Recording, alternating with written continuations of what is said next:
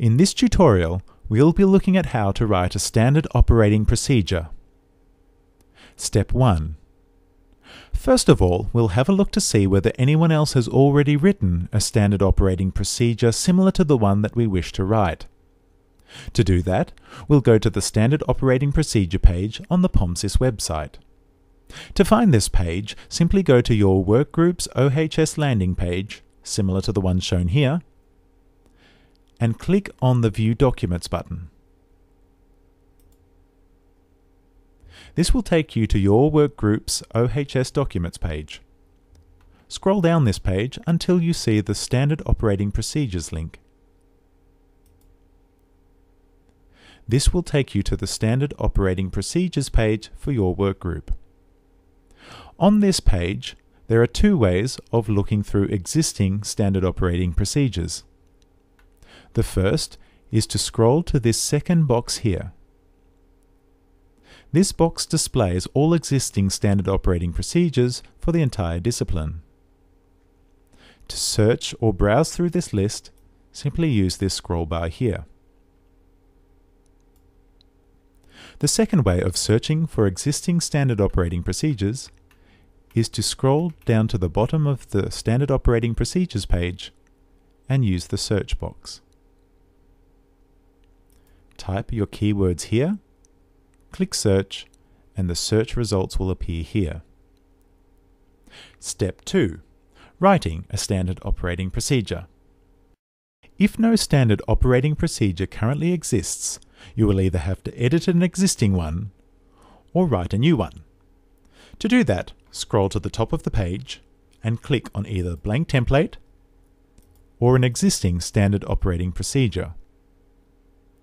Once you have made your selection, click on Read SOP. This will open the standard operating procedure in Word on your own computer, ready for you to edit. This is an example of a standard operating procedure. You will note that there are several sections. Do not add or alter these sections, as these are the information that is required for a standard operating procedure. A standard operating procedure needs to have more than just a protocol. It needs to list the risks associated with the tasks, the body parts that may be at risk, and methods of avoiding that risk. In this particular protocol, you will note that in the background, for example, the type of chemicals that are used are identified, the dangers that are associated with those chemicals are identified, and of course the ideal situation. The body parts are identified which may most be affected by this procedure. The protective equipment needed is also identified.